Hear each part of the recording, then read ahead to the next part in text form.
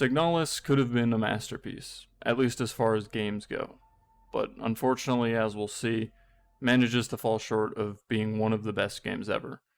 Spoilers will be present throughout the entirety of the video, so if you haven't played the game and you're interested, please go do that and then come back. Don't read the glorified comments section that is the Steam reviews. You'll be spoiled by a post that starts with, "No spoilers." If you don't care, then so be it, but it's definitely a game worth playing for yourself, and a fantastic work from only 2 people.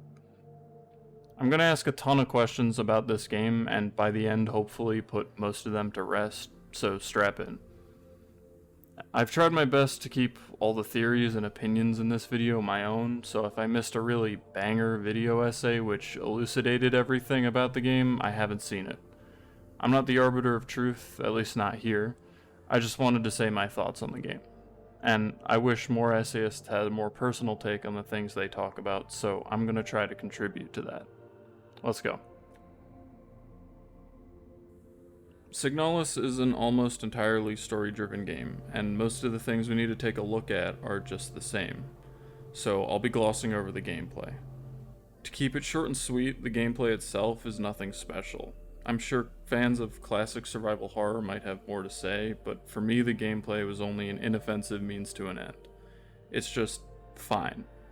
I'm inclined to hate on Signalis for literally just being Resident Evil, and don't worry, there will be hating, but in a game where the whole point is telling a story, I put a lot less emphasis on the gameplay.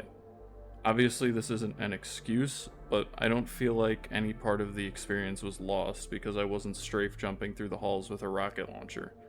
And what was there functioned well and exactly as you'd expect, so there's never a point where playing the game starts to get annoying.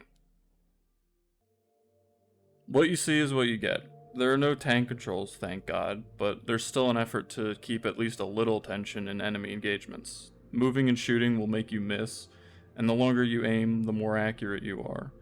Also, enemies will rise from the dead randomly if you don't burn them with flares, so you need to be careful when returning to areas you haven't torched, especially without ammo. It seems like an obvious thing, but I appreciate the devs understood tank controls feel like shit, and made an effort to remove that while still maintaining the sense of vulnerability those controls caused when fighting. It's just a shame the game isn't actually ever difficult. Still, Rose Engine should have leaned more into the playing the game part of the game, but I really can't fault it too much for not. You have a 6-slot inventory, which is good despite what mid-wit Steam reviews try to say. It requires you sacrifice your safety in order to get some items to where they need to be. This is textbook survival horror, and I'm not sure why I saw as many people complaining about it as I did. And in addition to that, there aren't even enough items in the game to warrant a larger inventory anyway. Another thing that it takes from Resident Evil is the pre-rendered look of its interactive puzzles. Although they're real-time graphics, the look is maintained and the feel is improved upon pleasantly. The puzzles all feel decently satisfying to find the answer for, and the major ones do make you feel like you actually had to solve something for yourself. You need to make use of many different elements such as rotating items in your inventory, doing math, logical leaps, combining items, and actually reading notes. It's a solid base for a game, and while not exactly my cup of tea, it's all good. Alright, so I'm gonna run through the story before we get into the meat of the video to refresh your memory, or get people who didn't listen to the spoiler warning up to speed. I'm gonna be glossing over a lot of the minute-to-minute stuff. We're not doing a dramatic retelling for an hour. When the game begins, we are an Elster unit waking up from sleep out of her maintenance and personality calibration unit. We walk around the ship and discover that we're crashed on some kind of snowy, desolate environment. Here on the ship, we learn the basics of combining items and solving puzzles. There are a few notes around that we read. We learn that the Penrose vessels, like the one we're on, are cheap exploration ships that are shot out to the edges of space by an orbital mass driver. The reason being is the discovery of habitable worlds. Each ship has one Gestalt, human, and one replica, an Elster unit. The human is the pilot, and the replica is a technician. We pick up a photo of a white-haired human girl. On the back we find a code to open a cryopod with nobody inside. only the key to the airlock. The captain is nowhere to be found, and 2 of the spacesuits are missing, meaning the captain must have left the ship. We leave the ship and emerge on a snowy wasteland with ominous black pillars and a gateway at the top of a hill. We walk through and find a hole in the ground. We descend and crawl through a tiny hole leading into a strange room, with a radio, lockbox, computer, and the King in Yellow. We pick it up, and the radio begins broadcasting numbers. We watch the intro cinematic.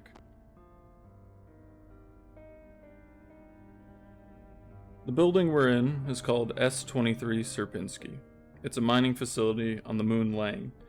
We run through the halls and come to a bleeding star unit. You show her your photo, and she says she may be a worker, which we're all sent down into the mines. You need to take an elevator to get there. After more adventuring, you encounter a human, likely the one that you saw a glimpse of in the intro with a knife. Her name is Issa Itu. She doesn't say much of use. You continue, open a safe, and fight your first enemy, a corrupted oily unit. You then come to a hole in the ground, jumping down it. You get a glimpse of one of these corrupted replicas chopping up some mystery meat. Wandering around, you read some notes hinting at some kind of mystery illness making its way around the facility. You then find a box with a butterfly that you need to find a key to open. After sneaking or fighting about the area, you find the key, as well as a living storage unit who says you shouldn't be here since the whole facility is on lockdown. You also find a note that mentions the administrator unit, Adler, has been acting strange. It says that without the commander Falk to keep him in check, the staff will have to ask Colibri for help. You make your way back to the box and open it, and receive a black hexagon called the Plate of Eternity, and a flashback first-person segment begins.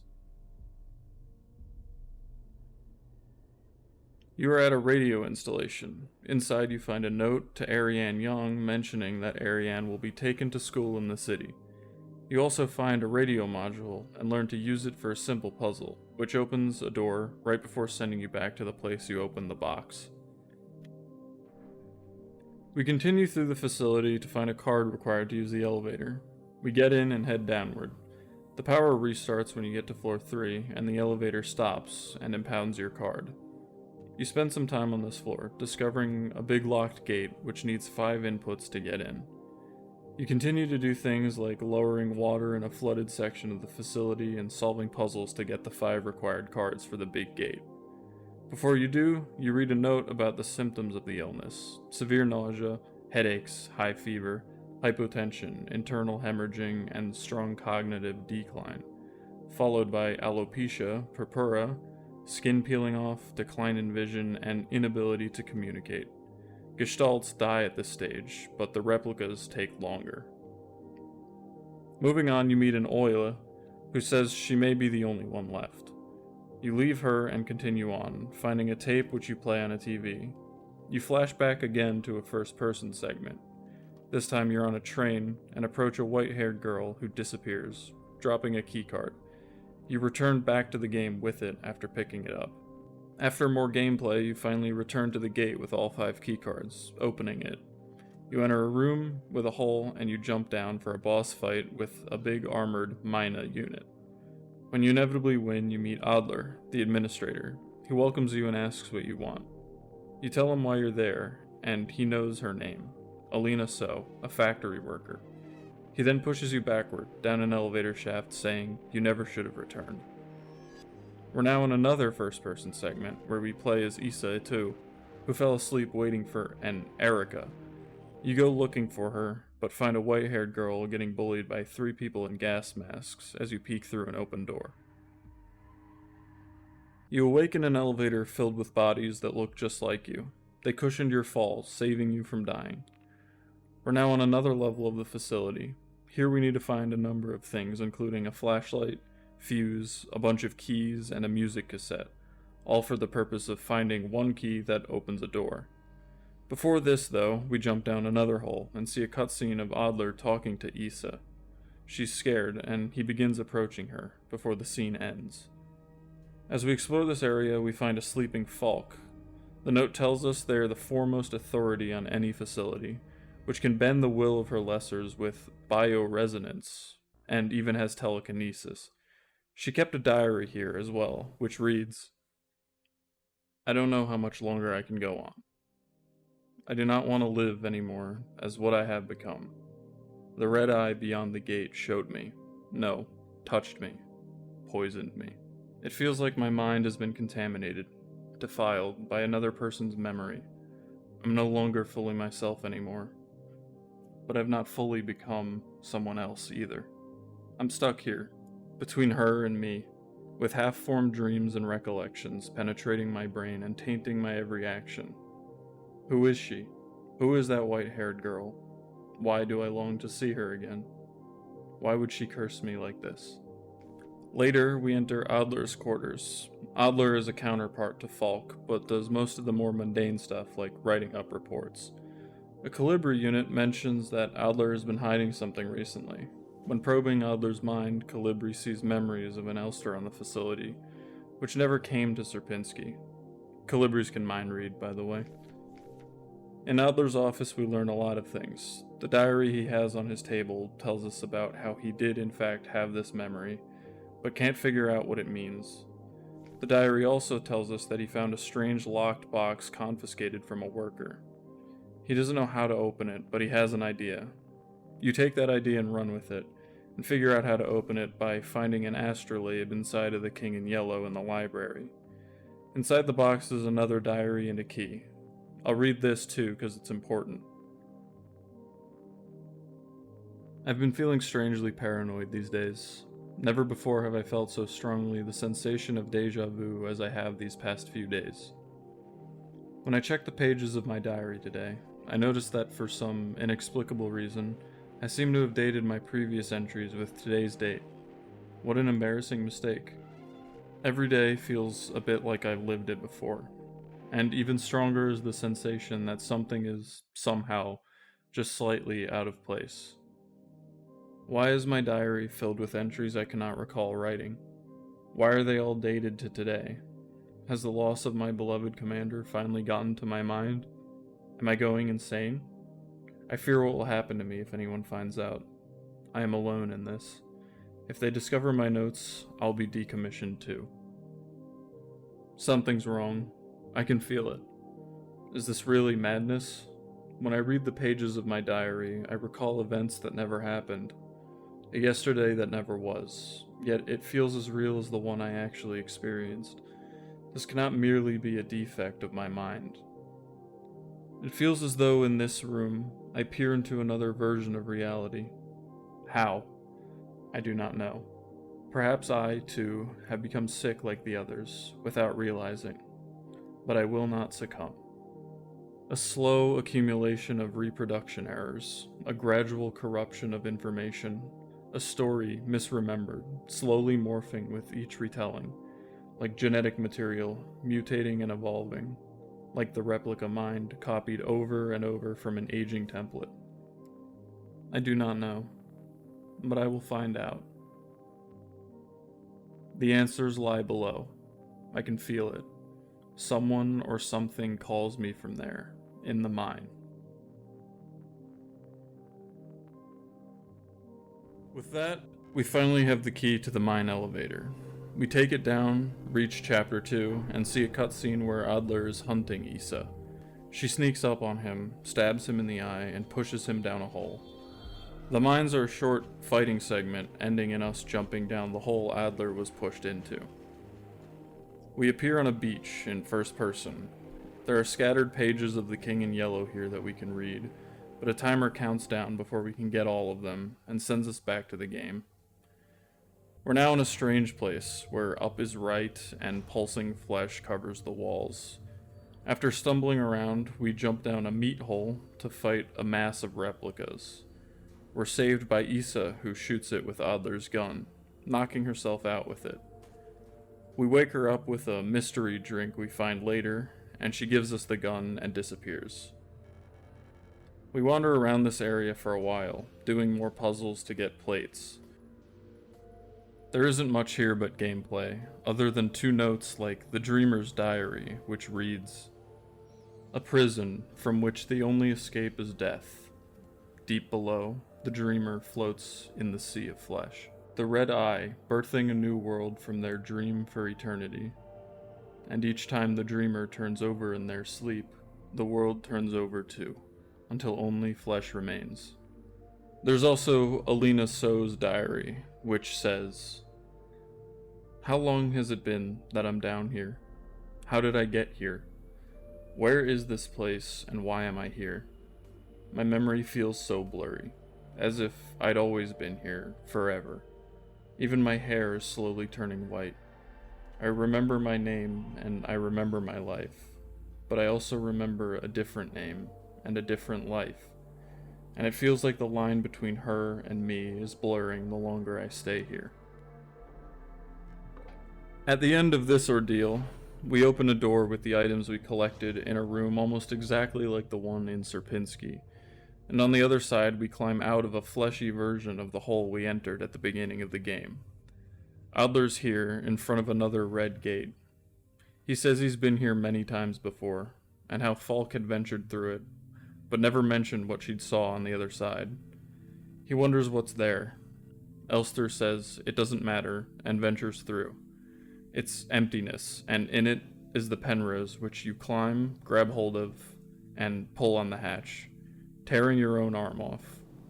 You fall seemingly to your death, and the game ends, or rather, pretends to end.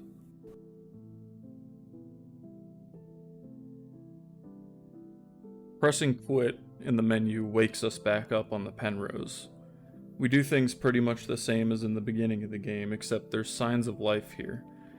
We do some quick chores on the ship and read a classified document, which tells us Elsters like us should not be shown photos, movies, or music, and that the Gestalt should not try to befriend it.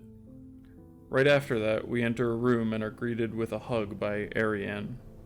It's obvious they're in love, and Ariane mentions it's their 3,000 cycle anniversary. She turns on some music, and you guys dance and then fall asleep together. You wake up back alone in the snow near the ship and crawl on board with a missing arm. Notes are scattered around telling you of a horrible life in pain. You venture deeper into the ship, to the cryopod, where there's a mass of pulsing flesh and a dead Elster next to it. You tear her arm and armor off and attach it to yourself, then jump down yet another hole in the ground. You're on the beach again. Notes are scattered around, but they're different this time. They read, "Those who sing the same song have heard it in their dreams, a dark tone at the edge of hearing, a silent voice whispering to my heart, 'Come join us, together we will be eternal. There is no escape, we will be one, but I fear the dark sea that will swallow me.' Something old, far older than humanity, sleeps deep below the ground. Those of us who can hear its call in the night, an invitation, an ocean of memories where I ends and we begin. Great holes secretly are digged where earth's pores ought to suffice, and things have learnt to walk that ought to crawl. We should have never left the primordial soup. Only through death can I escape the call of the one who rules above all life." And finally, a page that just says, "Kill me," a bunch of times over and over. We step onto a boat, and we're once again back on Sierpinski. This time, everything is wrong, though. Gore is everywhere, blocking doors. We sprint through the familiar area and jump down, that's right, another hole, where we find Adler once again, but even he is changed as well. He says, "I wear no mask, and I hate everything."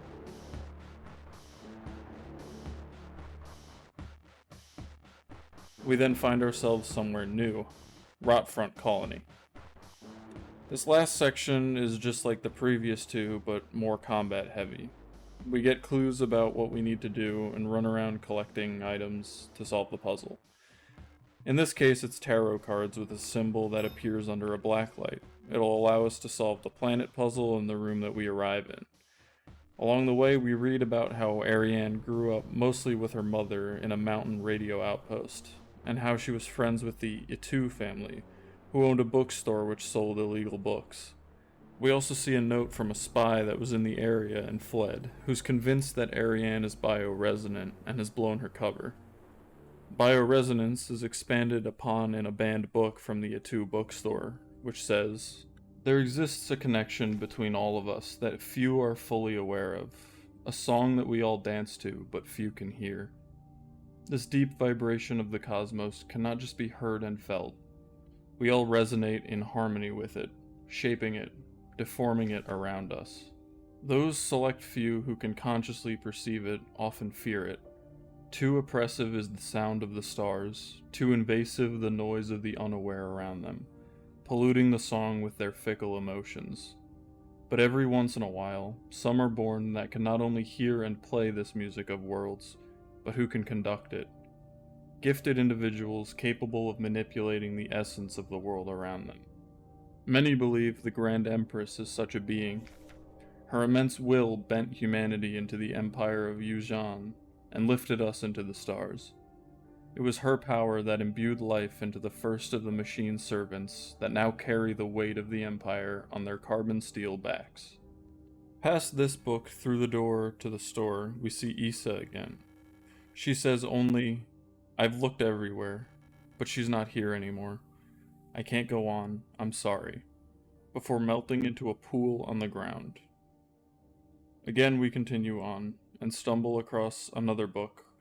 This is a less poetic look at bioresonance, which reads, "No other technology has shaped our nation as bioresonance has.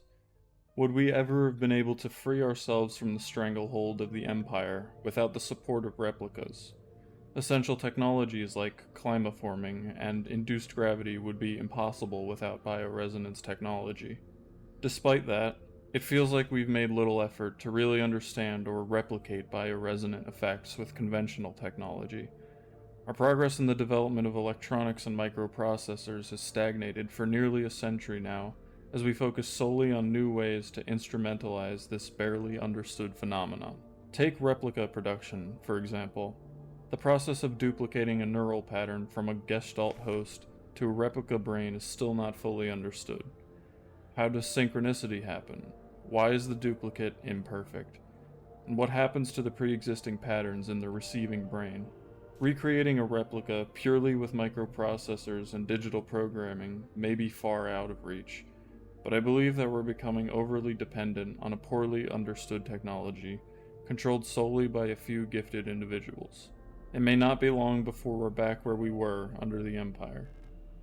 We loop through this area a few more times, putting all the pieces together, and at last we figure the solution to the planet puzzle. When we do, a hole opens up, and we crawl through, back to the room from the game's intro, and we do the same thing we did then, open the book. We can now walk out of the room, into the last safe room of the game. There's a note from Ariane's mom. It mentions a photo Ariane sent to her with a girl who looked just like her, named Alina So, and her mother says they look like twins. Going to the door, it asks, "Leave forever?" Down this long hallway, we read note after note. The first tells us how the illness at the facility is hopeless. The author believes it to be a corruption of reality itself. He's relived the same cycle over and over, and each time things were different.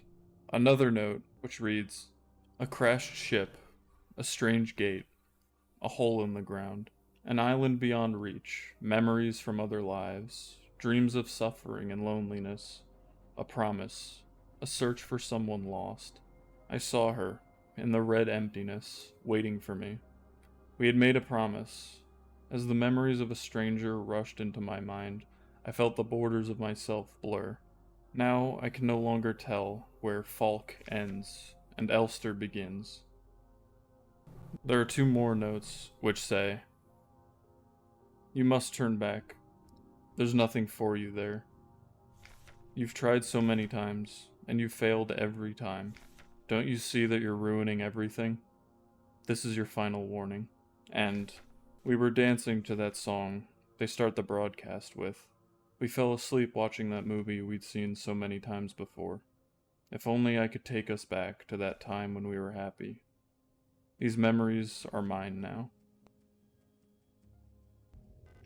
We finally come to Falk in her bed. She asks why you returned. Says she'll never dance with us again no matter what you do. She doesn't even want us anymore. We fight Falk, the final boss, which entails stunning her and stabbing her with her own spears multiple times until she finally dies. There's an image of you holding Ariane, and paintings flash on the screen. Falk says, "Now we are one," and dies. You're met with Adler. Barely recognizable, he asks if you're really willing to go through with this again. You've seen what happens. The world cannot take much more. This could be our last chance. He stabs you in the eye to try stopping you, but you kill him and move on anyway. You climb the Penrose and open the hatch at last. Inside the ship there are many notes from Ariane reflecting on her childhood and why she wanted to come on this journey. She didn't fit in and wanted to be part of something cool. The diary tells us about how she befriended the Elster even though she wasn't supposed to, and also describes her current condition. Her teeth and hair are falling out, and she's unable to even sleep anymore. There's also a final transmission the ship received. Apparently the Penrose program was a suicide mission, and the pilots wouldn't know until 3,000 cycles in. The Elster would begin breaking down, and the reactor shielding on the ship would fall apart, leaking radiation into the ship, slowly killing the Gestalt. At last we enter Ariane's cryopod room. She tells you need to keep your promise, so you choke her to death, then collapse at her side and die.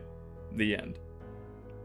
There are other endings where you fail, but I only see this as the true one, so they don't really matter. Any ending except fulfilling your promise is you failing, just like the countless Elsters dead in the desert near the Penrose before you.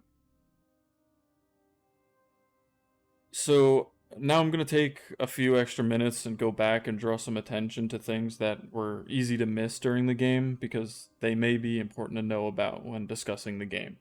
The computer in the intro states we're on an unknown planetary surface, so it couldn't be Lang.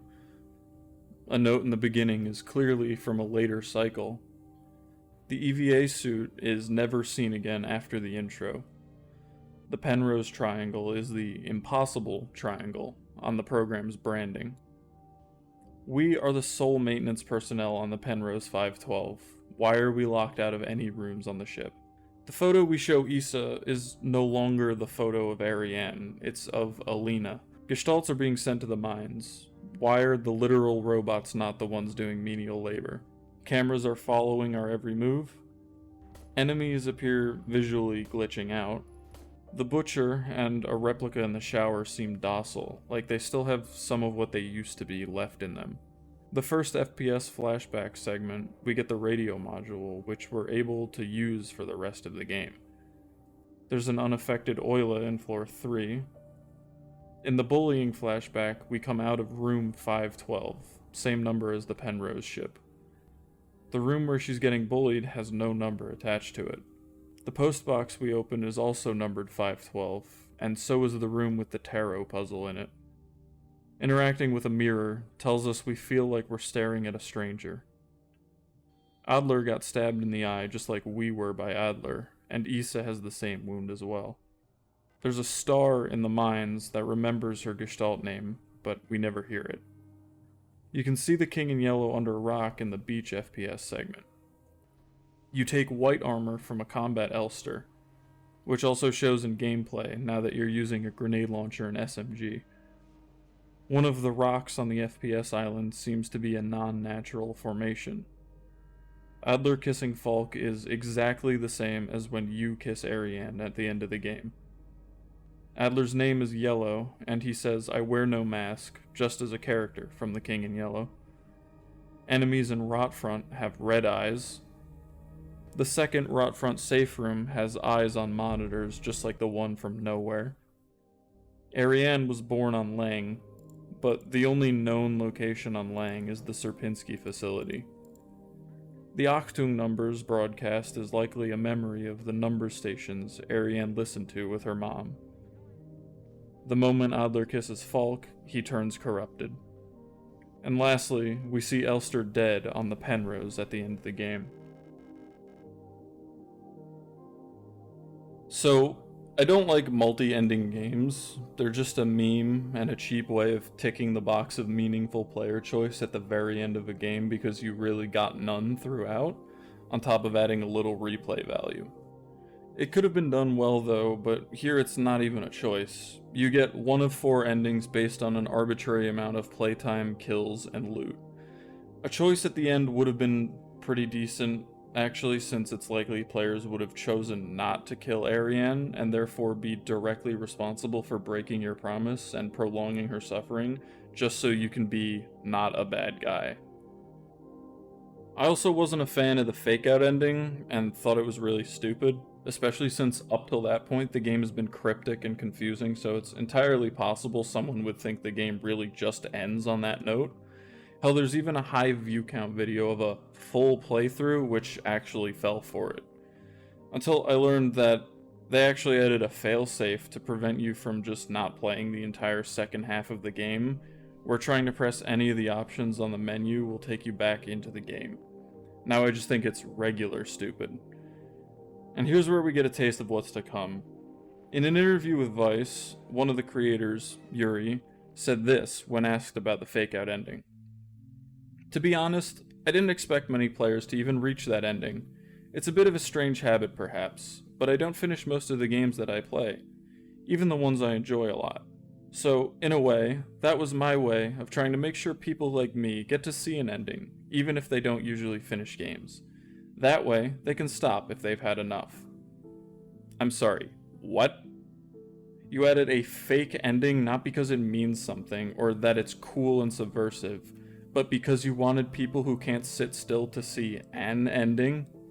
Keep in mind, you'd reach this point after 3, maybe 4 hours of gameplay. We're not talking like Elden Ring here. So not only is this game made for morons, but apparently by morons as well. Stuff this astronomically stupid colors my whole view of the game and lends credence to the idea that the devs just don't know what the hell they're doing. Besides that, I really like the fact that Elster and Ariane are in love, and it's what makes the whole story work so well. There's a lot of inserting gay people into places forcefully in media, mostly it's Twitter types who insist on making everything about themselves, and exist to draw attention to the developer, instead of actually putting any care into the character. Typically, you can tell when a character is this type of cynical just based on the vibe that you get. Ariane and Elster don't feel that kind of weird. Instead, it seems being lesbian could have been chosen either for fetishistic reasons, evidenced by the anime art style and the fact that literally everyone is a girl, or just shock factor. Probably because in their mind they saw players getting to this twist and thinking, holy crap dude, they're freaking gay! And that was enough justification in their minds. They wanted points for being different, but didn't want to put in too much work in actually fleshing that out. Elster being a robot is the same way. There's no reason for Elster to be a robot, except for the fact that you get to that moment and go, huh?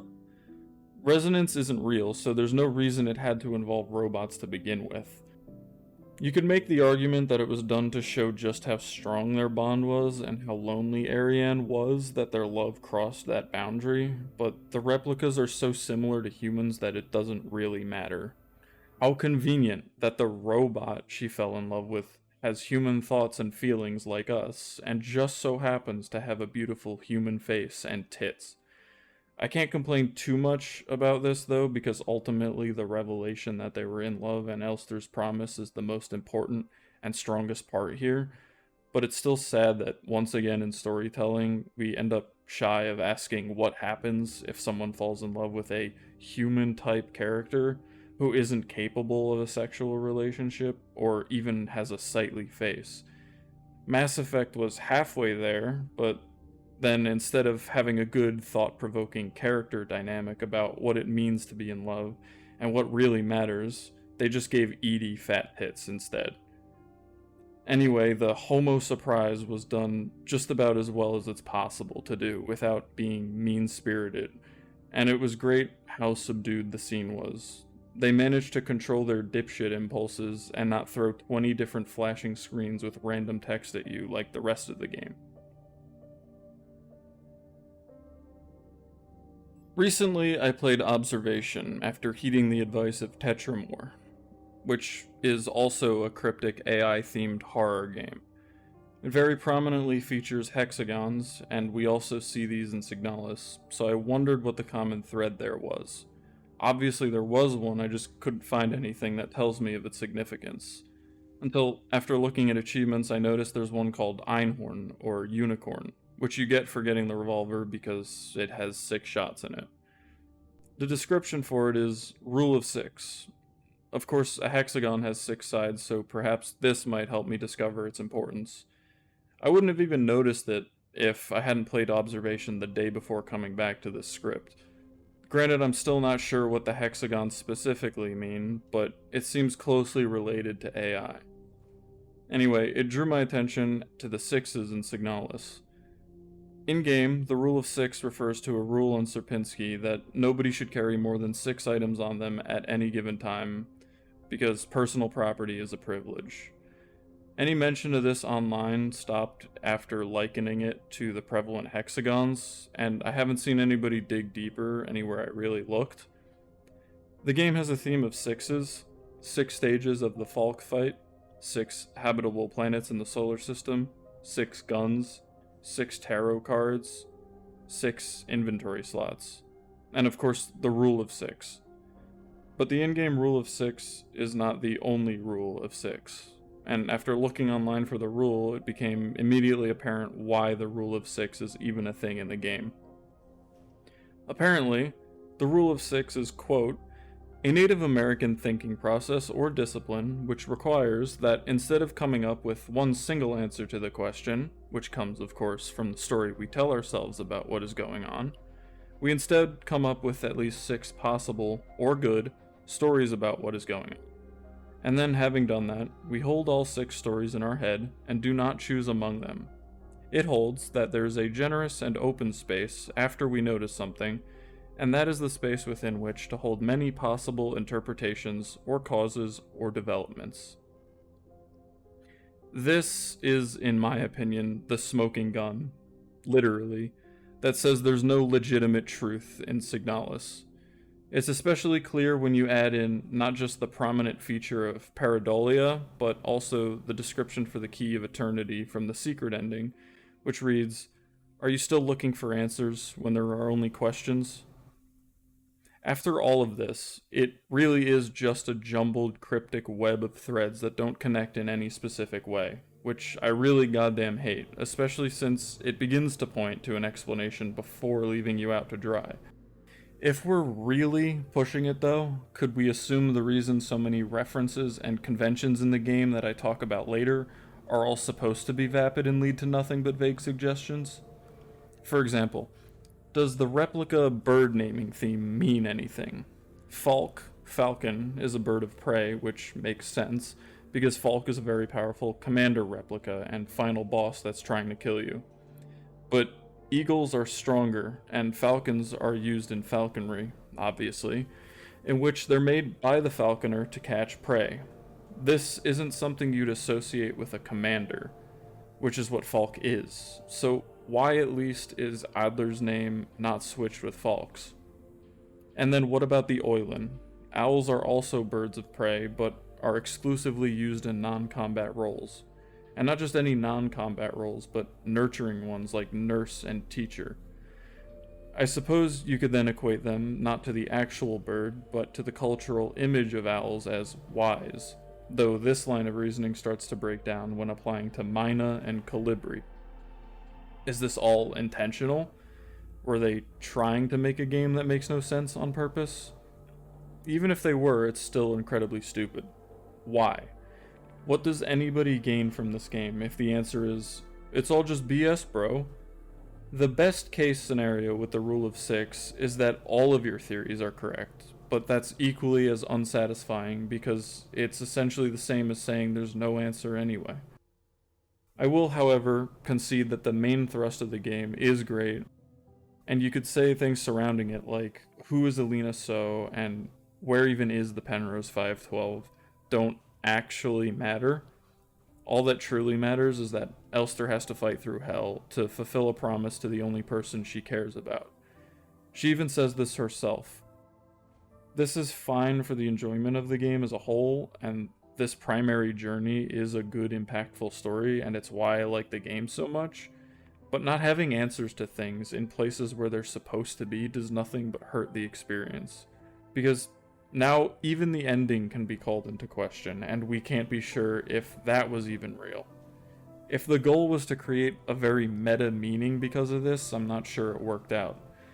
I understand that this is a dream within a dream, and perhaps the point of everything being nonsense is supposed to evoke some feeling of dream logic, where memories and time melt together and follow no certain rules. But the issue is that this game doesn't feel like a dream. When analyzing something, typically you need to explain or understand how something relates to the narrative. However, we can't really do this in any meaningful way as there's no concrete sequence of events in the game.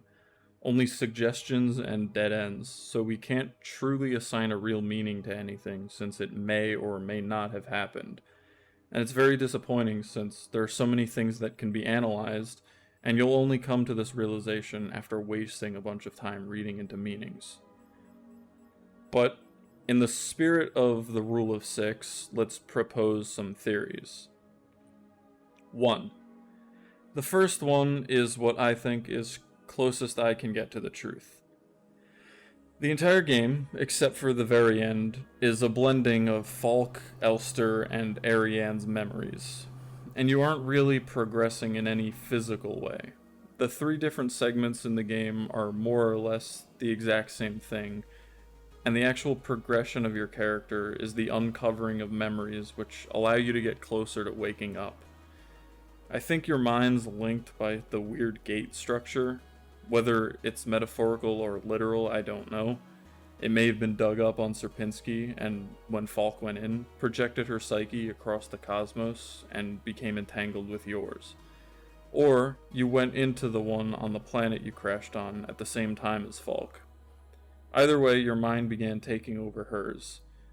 We hear about how Falk's mental state is deteriorating over time, and she came back different. She began to see Ariane in her memory and wished to see her again.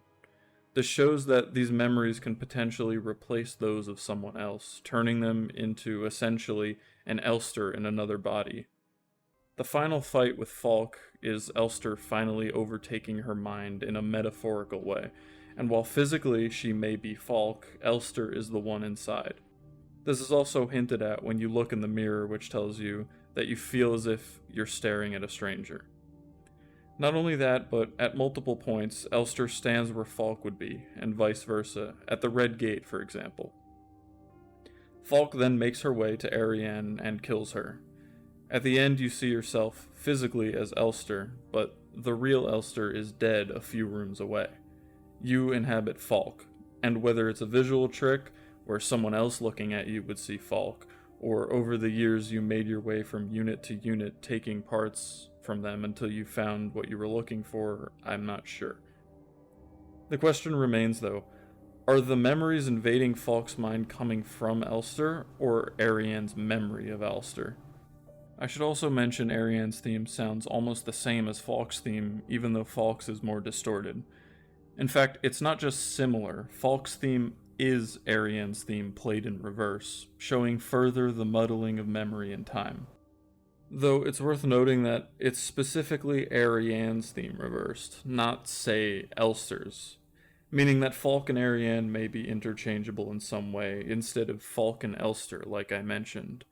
Additionally, I think Alina So could be the gestalt who served as the basis of Elster's personality, which may also explain why we go through Sierpinski since she was sent there. There's also the aspect of liminality. The title of Chapter 2 is Liminality, or the transitional space. Note that this word isn't what those essay tubers say it is when talking about the fake emotional moments they experienced. A liminal space is more of a philosophical concept rather than something actually concrete. For example, when stepping into the water to be baptized, you are yourself before being born again. And when you come out, you have been born again as a new person, essentially. The concept of liminality refers to the in-between. What are you when you're underwater? Are you anything at all? Strictly speaking, a doorway could be a liminal space, but the concept is more geared toward the metaphysical. The backrooms, however, are not. Redditors got a hold of the term, and while non-place might be a better name, liminal spaces have stuck. Liminalitate is prominent as a chapter title, which draws me towards that mysterious doorway. Even though a doorway is not necessarily a real liminal space, it's what it represents that matters. When you go through, something happens and changes. A new cycle begins. I believe the gate is actually representative of the space between Elster and Falk. When Elster's memories are taking over Falk's, and she isn't quite Elster, but not quite Falk either. Falk even says this, how she's stuck between half-formed dreams and recollections. 2. My first theory. This is what I wrote and believed on my first playthrough. I was under the impression that everything was taking place inside Ariane's dream, and that we finally do wake up at the end to remember our promise. When a story does dream sequences, I just get mad, and when the whole thing ends up being just a dream, I do as much as I can to get my money back. But I found the way Signalis tied the dream into the narrative to actually be intriguing. It isn't the tired trope of a quick foreshadowing nightmare. You're actually stuck inside your head, or someone else's, for real, and you need to find a way to wake up. And the entire game seems to be focused to that point. If we're assuming the only truth in Signalis is finally killing Ariane and all of Signalis doesn't actually happen, I'm actually okay with that. It's all just for the purpose of having a game to play, while also driving home that this would be a horrible place to be trapped. And if the game is all a dream, technically the game could be a colorful platformer, but a specifically horrific type of game is important to understanding why Ariane wants you to kill her and why you follow through. After all, she would just be sleeping and not feeling physical pain. My theory was that everything you learn and do within the nightmare is backstory and lore from Ariane's life, and nothing more. Initially, the entire Sierpinski facility is a total fabrication, mostly just Ariane's dream based on the fears she had of being sent to the Sierpinski facility before signing up for Penrose. And the last level is probably Ariane's home, though I'm not sure what nowhere would be. So, to clarify what I believed happened the first time I played Signalis, we presumably went to sleep at some point. When we did, we got trapped in a nightmare due to resonance interference, which we repeated countless times for who knows how long, until we finally figured out how to wake up. We awakened from the coma, walked to Ariane's side to say goodbye, and then killed her. The end. The obvious flaw with that ending is that we see Elster's corpse on the Penrose 512 at the end of the game, meaning that if we did actually fulfill our promise, then it would have been from a different Elster. Which begs the question, where the hell did we come from? Elster's dead. Is Ariane transmitting Elster's memory? Is she projecting her own memories onto other replicas just to kill herself? We crashed on an unknown planet as shown on the terminals on the ship, so it can't be Lang, and this is presumably beyond the reach of anybody who would come looking. Theory 3. We are Elster stuck inside Ariane's dream even after our physical body has expired and nothing in the game happens. Could we be permanently stuck inside Ariane's dream via some kind of resonance BS after our physical body has died? After all, Ariane is still in cryo, sleeping, and we see our own body, and resonance seems to have a mostly nebulous set of rules pertaining to it. Perhaps the grotesque growths are meant to symbolize cancer and tumors, and the enemies are cells working against her body. Calibri says, "We no longer sing in unison. I used to be able to see into their minds. We were as one. Together we guided them all. But now I can't understand their thoughts anymore." Is this a reference to the fact that Ariane's body has no control over her cells as cancer spreads? We may be stuck in her perpetual nightmare. But an important question I also haven't seen asked is, how is Ariane possibly alive in any interpretation at all? The ship's reactor shielding has been completely destroyed by this point. She was already dying of radiation poisoning, and the radiation persists. Cryosleep, at least in basically every sci-fi story I've ever heard, is a shutdown of bodily processes to such a low level that you remain alive, but only just barely, allowing you to not age and decay from natural processes and maintain brain function.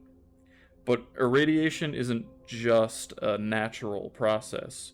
It actively obliterates every cell in your body, inside and out, causing it to completely fall apart.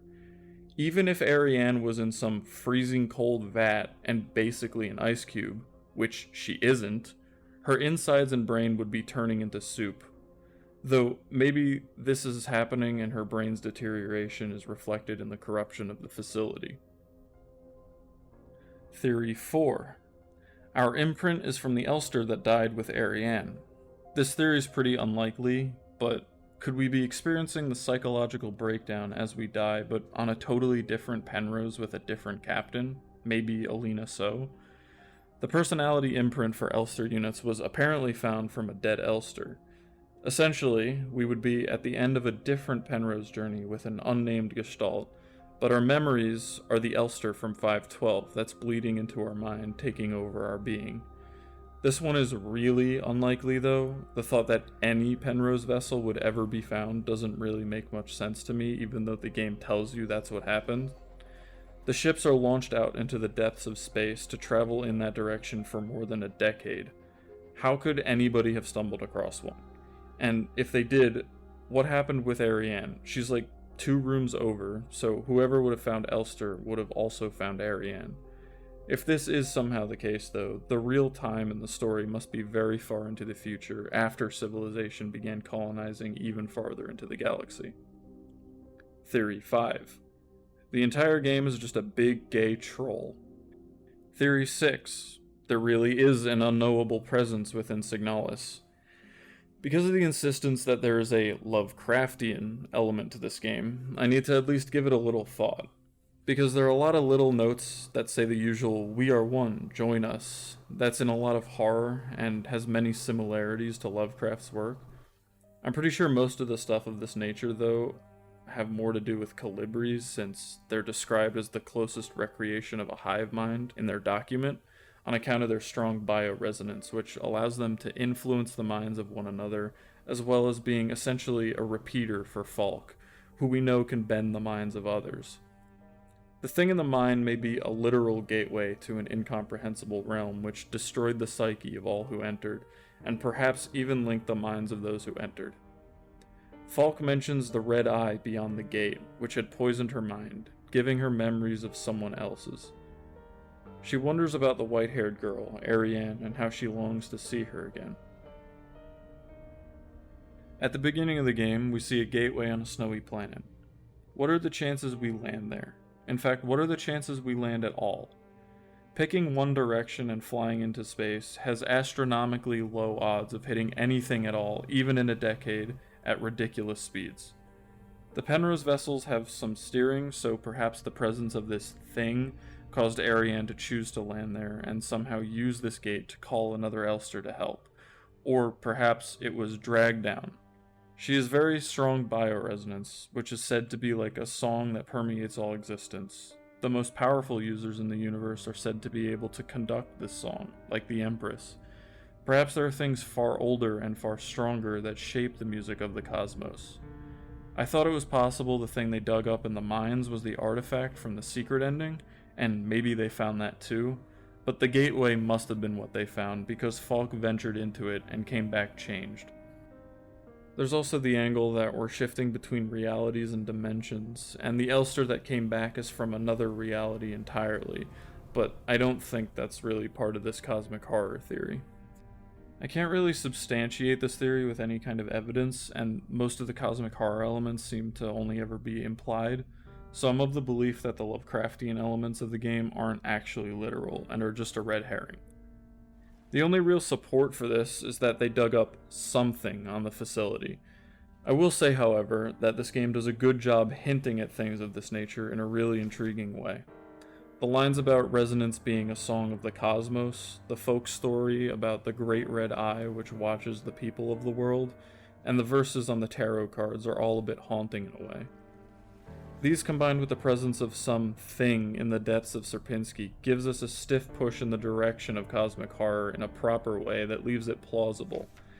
It's so rare that so-called Lovecraftian works can refrain from mentioning ancient ones, tentacle monsters, and unknowable evils, which is why I say this isn't Lovecraftian, because every single example of Lovecraftian storytelling always fumbles the bag and makes these great evil gods a real presence in the world. But Rose Engine seems to understand that the planting of this idea is all that's really needed to make the mystery unnerving, and that the descriptions and confrontations with these things only ever seem to take away from the experience.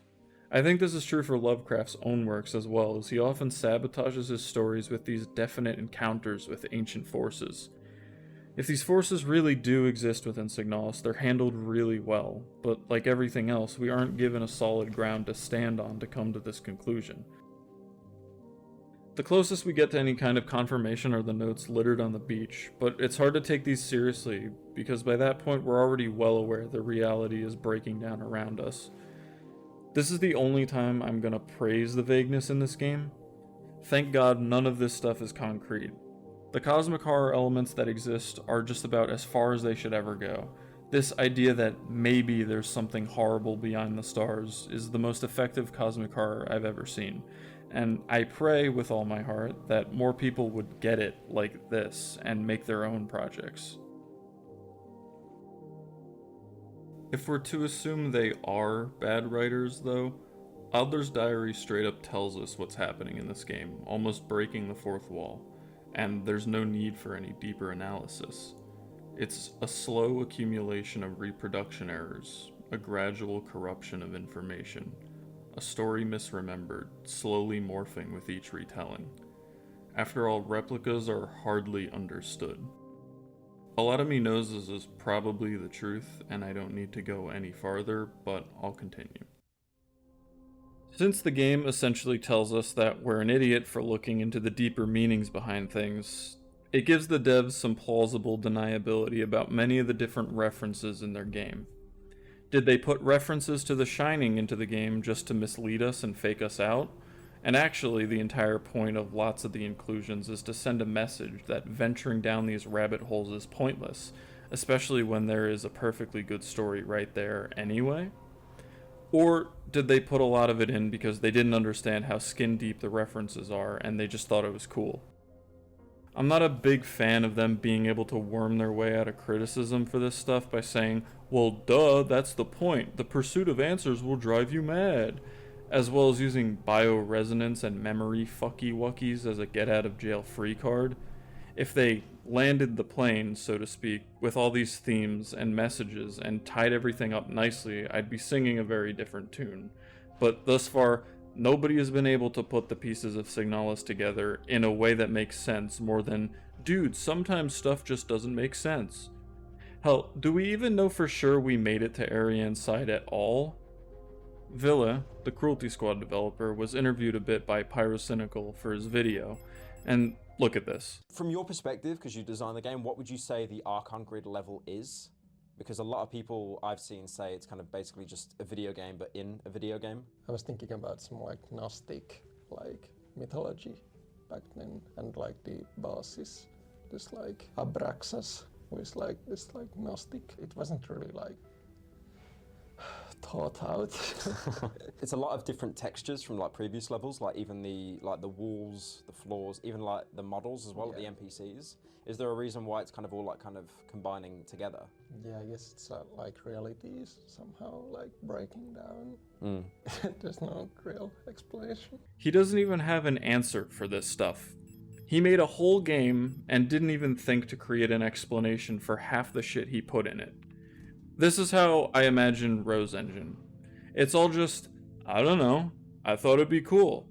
And the fans eat it up like it's some great meta storytelling or even some deep lore no one's figured out yet. Maybe the pieces will all fall into place in my mind one day, but if the collective thousands of fans of this game are unable to answer questions like, did anything even happen at all? It's probably not just the players not getting it. So, A common theme in Signalis is the devs just finding stuff and throwing it into their game, expecting it to fool people into thinking there's a deeper meaning. An example is the painting Gestade der Vergessenheit by Eugen Bracht. In-game, it's the landscape we see on the beach. The reason it ended up being in the game is because it was hung by Wilhelm II next to Die Toteninsel by Arnold Backlund, which is another painting that was included because it looks creepy and has themes of death and is also German. And there is death and Germans and creepy in my game. Do I get symbolism points now? But at least Die Toteninsel has a more concrete reason for existing within the game. Backlund made multiple different versions of the painting, but ultimately they're all still the same painting. Signalis uses the imagery of different versions cycling between each other to convey the fact that although things are different this time, this has happened many times before, so I can at least see how this plays into things. I really don't like this though, because they could have easily made their own imagery and quotes and have it be just as cool, but instead they leaned into populating their game with other people's stuff. Hell, the entire midpoint of the game is just nowhere ripped from Silent Hill. Literally. This wouldn't be a problem if it did it once, but practically every element of the game is a direct reference to something else. None of the references in Signalis seem to be about anything in particular, or have any major themes associated with the main narrative. If you include thematic references, the game should have some reason for that to be included. The film Mother understands this. The core of the movie is essentially humans bad and they destroy Earth. All of the thematic references in the movie relate to that central theme, such as the literal destruction of the home, which is analogous to the destruction of our home, Earth. And that's fundamentally why it works so much better there. The things which happen are all analogs.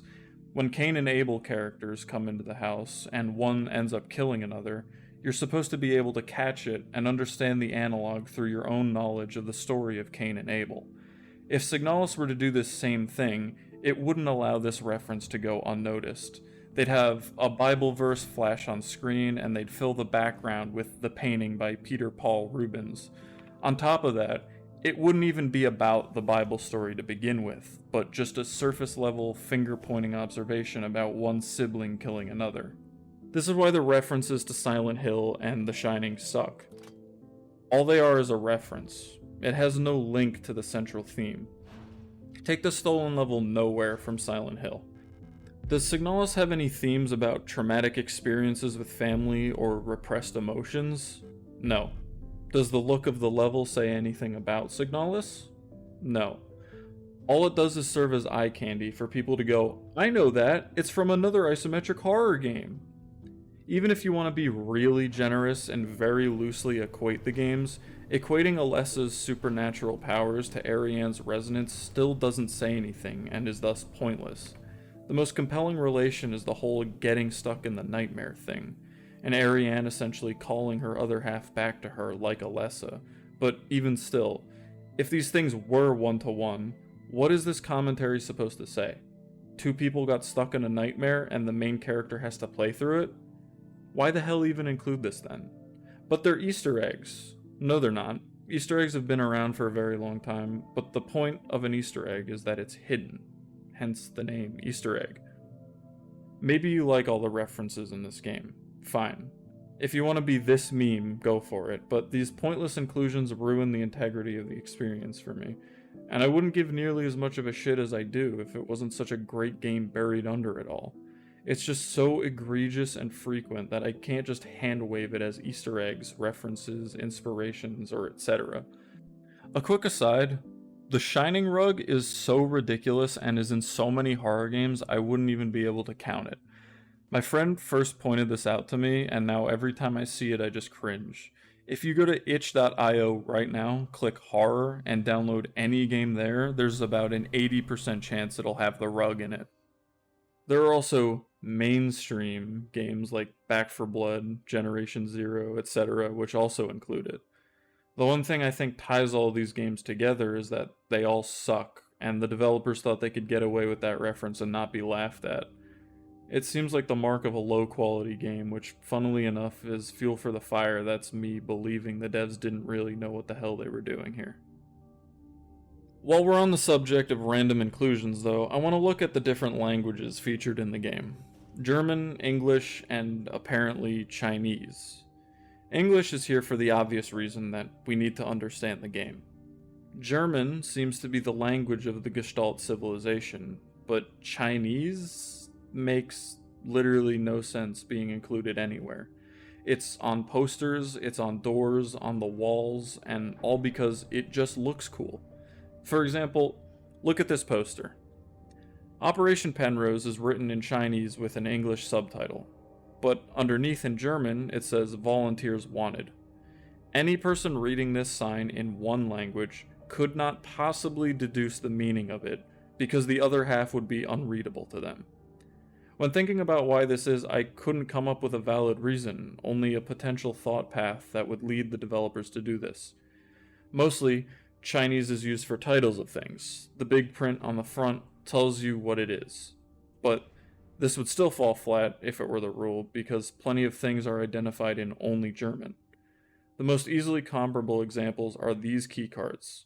This one's in only German, and this one has some Chinese on the front, despite both of them identifying the location they're for in the exact same way: classroom and crematorium. I can only conclude, seeing as there's no rule to what is and isn't in a given language in a given context, that the entire reason it's like this is because the devs saw something like a big door and thought to themselves, wouldn't it look cooler if we slapped a big fucking kanji on it?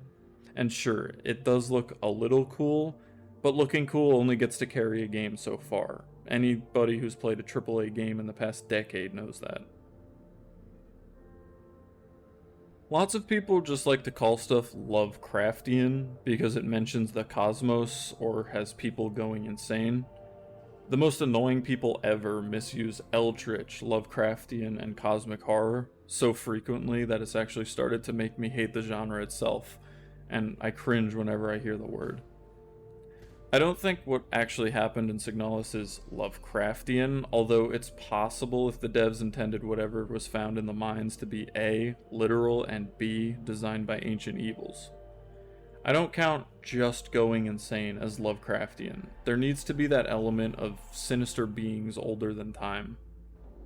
The text in the opening, great holes secretly are digged where earth's pores ought to suffice, and things have learnt to walk that ought to crawl, is a quote from the Necronomicon in Lovecraft's The Festival, which is about a man being summoned to witness a Christmas celebration, which is shown to be a tradition far older than Christ.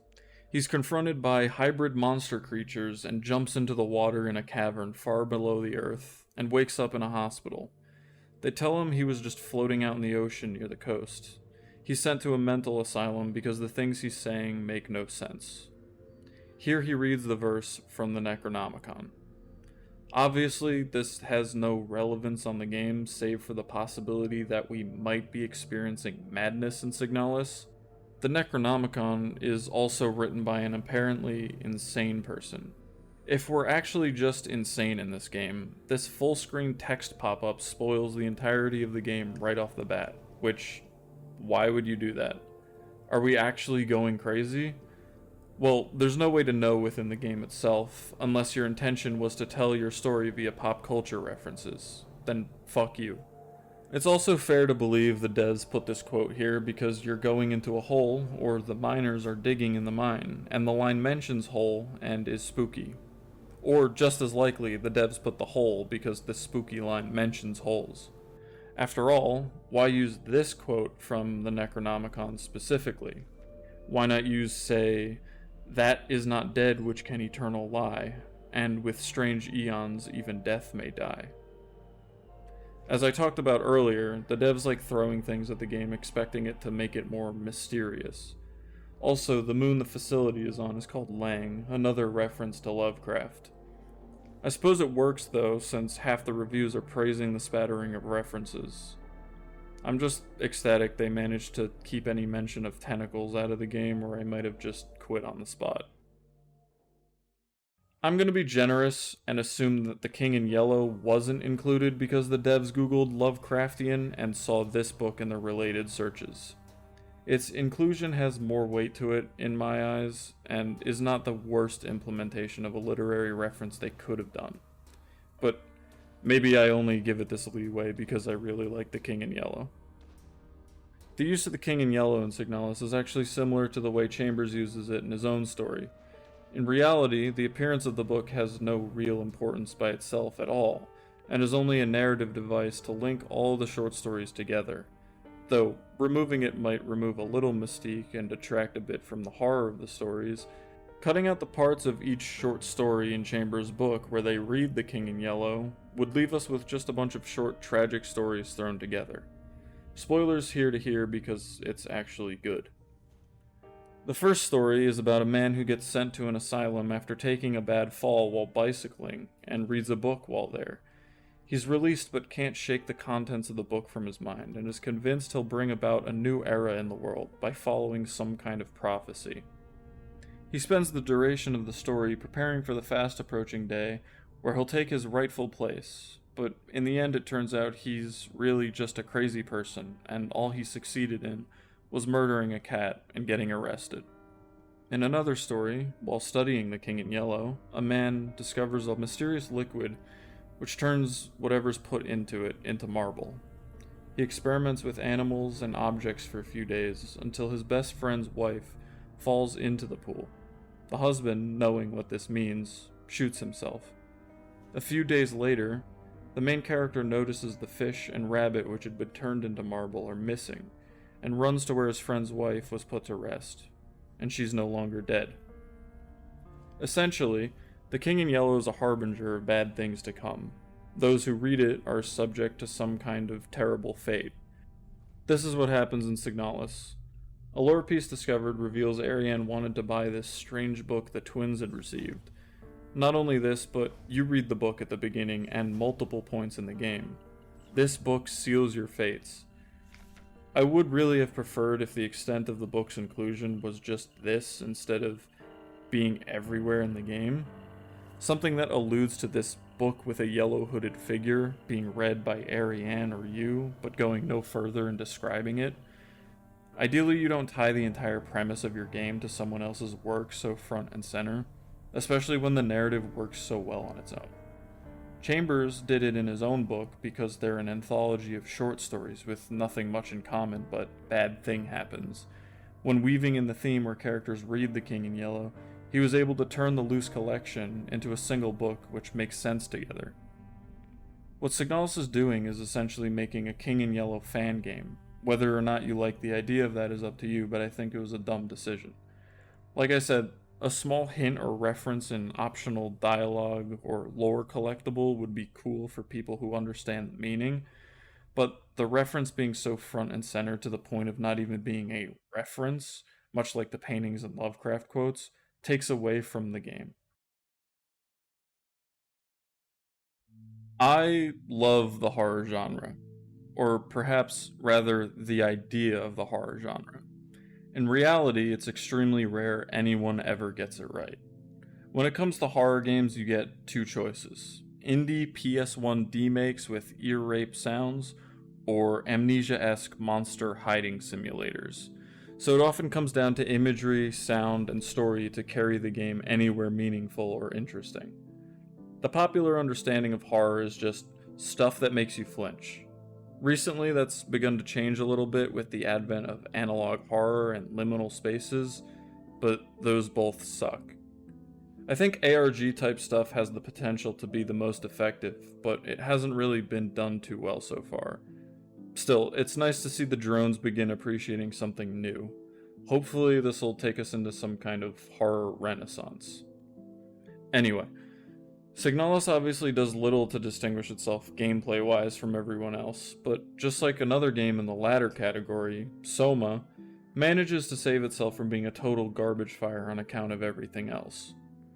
Soma's story is really good, one of the best horror stories I've seen in gaming, but it's held short of being a masterpiece because of its gameplay, which is the Amnesia run and hide formula, and the oblivious main character along with supporting characters that beat you over the head as if you didn't already know what was going to happen. Signalis, of course, is in the indie PS1 demake category.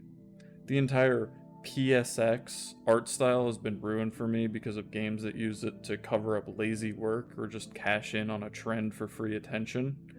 Fortunately though, the PSX graphics of this game actually feel like a lovely addition. Part of me knows it's just another thing they threw in because it's done elsewhere, specifically to emulate classic games, but it's done to its full effect, and corners weren't really cut. It's clear that much more effort was put into the look of this game than your standard fare. Fortunately, this category is filled with some of the worst slop ever developed, so Signalis is able to rise to the top just by nature of having an ending. Seeing an indie game that actually has something worth talking about is very rare and actually feels kind of special. And I mean real indie, not like $1 million studio debuts. There's basically no such thing as a hidden gem in gaming unless you're one of those people who are dumb enough to enjoy Puppet Combo or Rusty Lake games. Maybe then you can find scraps at the bottom of the barrel. All the actually decent stuff does rise to the top and get noticed. There's a reason games like Stars Die and Tokyo 42 don't have a following. And so finding a relatively unknown game that I still thoroughly enjoy is cause for celebration. Granted, this game's not too underground, but, you know. Aesthetically, Signalis is amazing and right up my alley. It draws from the retro-futurist design language of the early 80s, most notably the Alien movies and Blade Runner. Blocky electronics and CRT monitors, clunky analog controls, and utilitarian architecture with a bit of corporate cheer. On top of this layers the UI/computer screen overlay in the inventory, and somewhat in cutscenes, which fit right in without trying too hard. And the blinding red often used in backgrounds is a great choice, but although it looks kind of cool, the quickly changing frames during cutscenes that have a lot of pointless screens that say stuff like "slide is left intentionally blank" or random words in German just further compound on that whole putting in a bunch of random crap because it looks cool gripe. I'll also mention that I really like the almost rotoscope looking 3D animations of character hands in some of the cutscenes. It looks like it doesn't belong in a good way that actually contributes to the horror aspects instead of janky ones. Aside from just looking cool, why the hell do I love Signalis so much? The main answer is tone. Tone is the thing that stands above most other aspects of a functioning game. That's obviously a personal preference, but it's the reason I love Signalis despite being an objectively okay game. It elevates the work to another level and allows you to really feel it. Very few games manage to maintain this kind of cohesion throughout the experience. One poorly placed cutscene or disjointed conversation can have big consequences on the tone of the game. One of the most egregious mainstream examples of this is Doom Eternal, and the tee-hee so funny cartoon pop noise that you get on a headshot.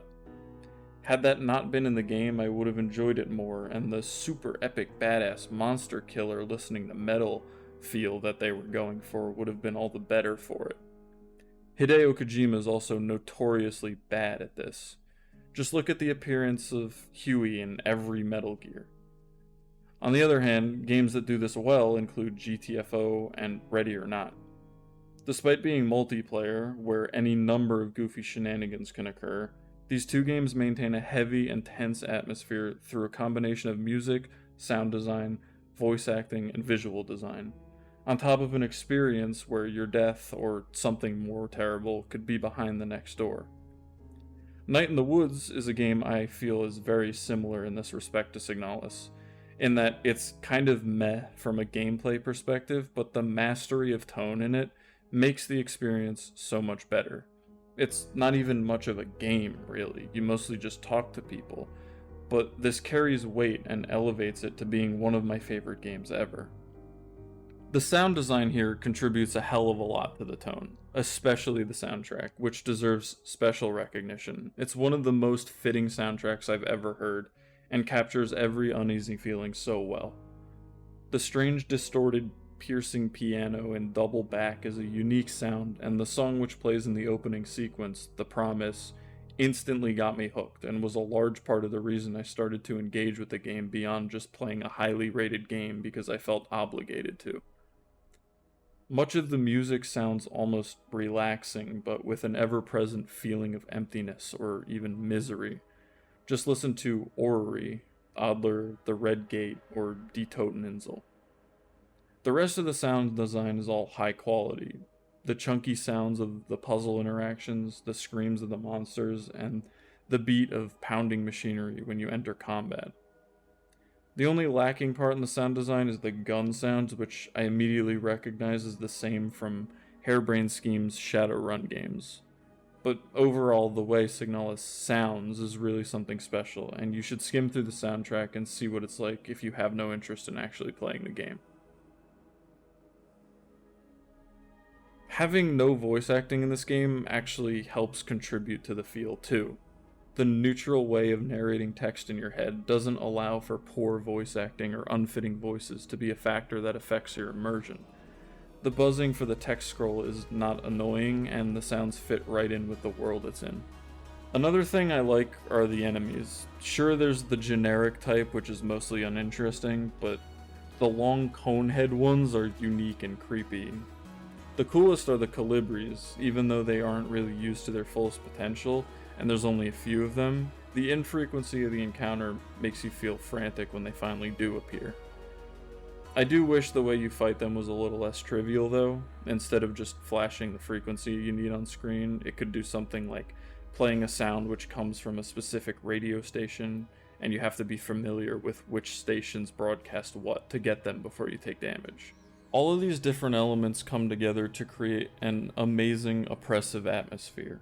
Even with all of the references, I was still firmly immersed in the feeling of Signalis. It's something actually special, and despite all of its flaws, I'm really happy with what it ended up being. While I think this game's pretty great, I can't help but be disappointed in it. They had a good story made that stands up on its own, with a game to match.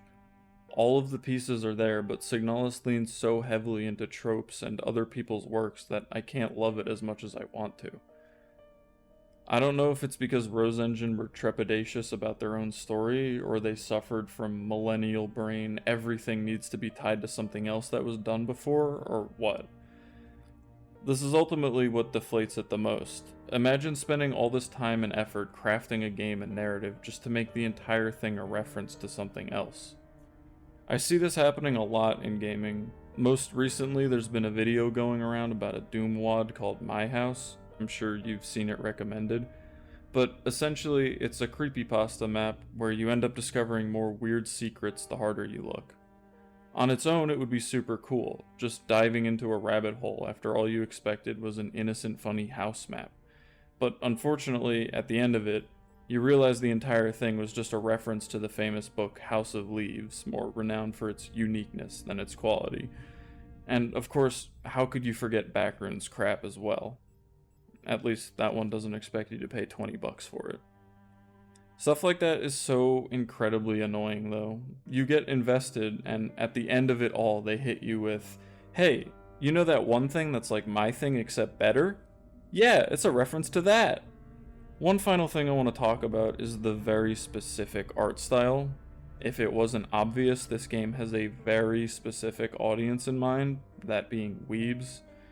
The characters and cutscenes are drawn to be anime styled, and while a few scenes do look good, a majority of moments where a character's on screen get deflated by this strange anime girl staring at you. The thing that's more egregious, however, is the creepy trope that a lot of Japanese media has, namely the every single character you interact with is a good-looking girl.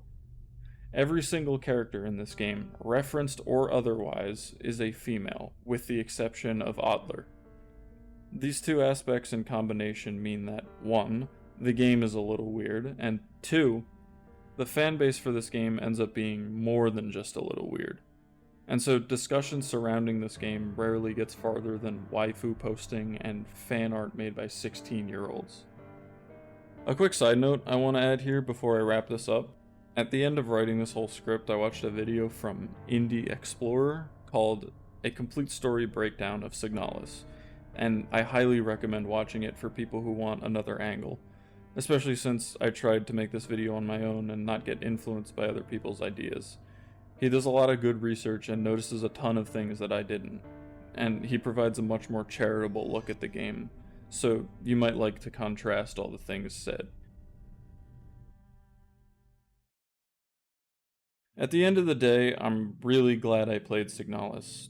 Even though the gameplay itself was nothing special, the story gave me something to analyze and appreciate long after I finished it. And despite not quite crossing the finish line, got me closer to a haunting horror narrative than almost any game ever has.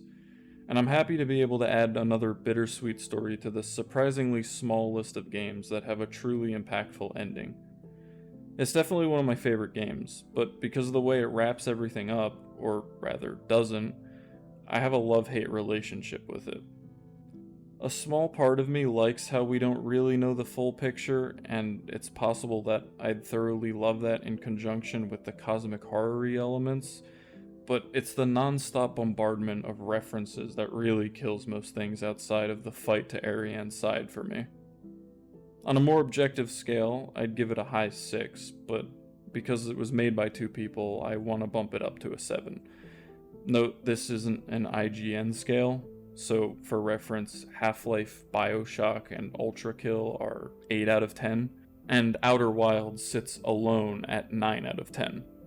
A true 10 out of 10 doesn't actually exist yet, and I'm not too hopeful it ever will. Had Signalis refrained from diluting its narrative so much with dead-end threads and drowning us in references to other, better things, and instead leaned into its own mythos more, it would have been an incredible game. Especially since virtually every single media property in the last 20 years is based off a book, or a remake, or a reboot. It would have been so refreshing. I'd love to see it sitting next to gaming legends, but unfortunately I don't think it's quite at that level. However, on a more personal level, Signalis is one of my favorite games, like I said. Despite having things I dislike so present throughout, the stuff I did like was done extremely well, and it's a legitimately good horror experience, which is virtually non-existent right now. If you haven't done so, go play Signalis, or at least watch a full playthrough. Thanks.